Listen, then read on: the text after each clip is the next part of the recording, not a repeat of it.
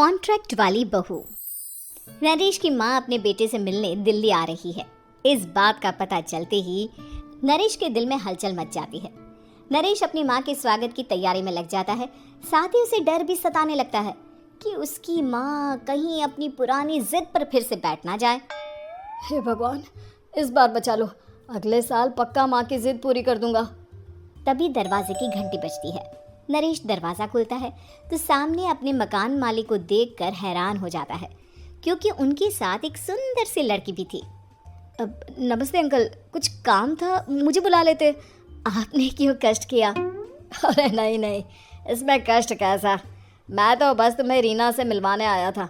आज से रीना तुम्हारे साथ इसी फ्लैट में रहेगी। अंकल, कोई लड़का फ्लैटमेट नहीं है? एक अनजान लड़की के साथ रहना मेरे लिए थोड़ा अजीब होगा। देखो नरेश, मैं तुम्हें पहले भी बता चुका हूँ कि इस फ्लैट में तुम्हें किसी ना किसी के साथ एडजस्ट करना ही होगा, या फिर तुम अकेले पूरे फ्लैट का किराया दे दो, मैं किसी को नहीं रखूँगा।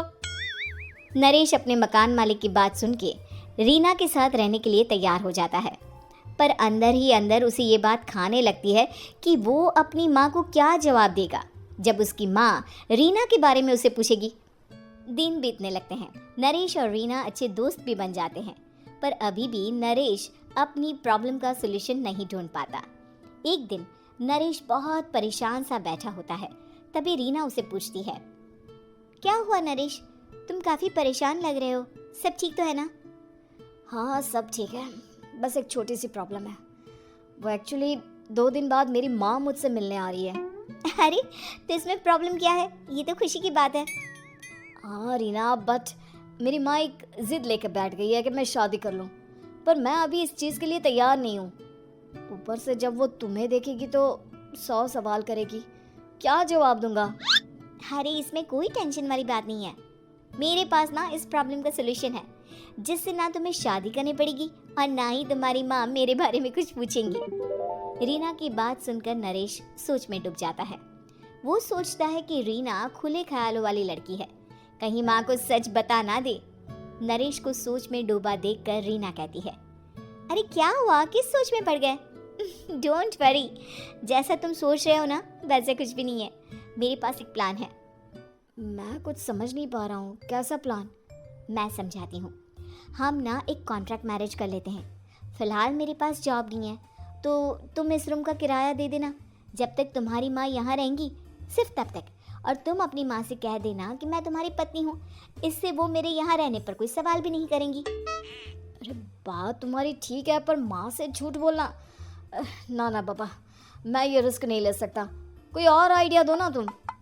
देखो मंजूर हो तो बोलो, वरना सच बता दो, मुझे कोई प्रॉब्लम नहीं है। रीना की बात सुनकर नरेश सोच में डूब जाता है।